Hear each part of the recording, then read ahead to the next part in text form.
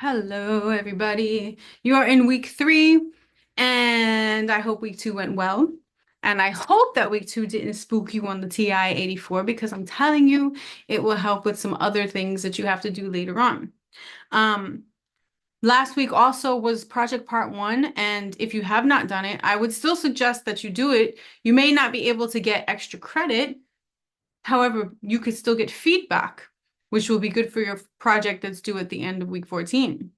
So if you did not do project part 1, which is extra credit and optional, you still could, not for extra credit points, but for feedback. And it is the first slide on the semester project template.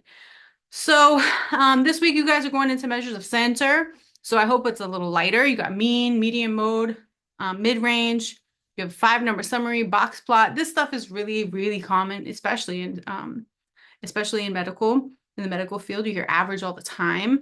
And then some of these other values could actually determine a little more about a distribution. You might hear about skewness again this week. And then next week, you'll get into measures of variation. So again, reach out if you have any questions. Good luck this week. I have videos in the announcements. My webinar will always be up the same day that I record it, which will be every Monday, again, 4 p.m. Mountain Time. The notes will also be in the announcements. So make sure you're checking your announcements. I always give you resources there. Even on the discussion Q&A board, I have resources there. This is a place also that you can ask questions, reach out on Teams. I probably will bother you on Teams and Canvas. Email this week again. I know I did last week. I might do it again. Sorry if I bother you, but I want to make sure you guys are on point and on task and on track and that we're doing the best we can.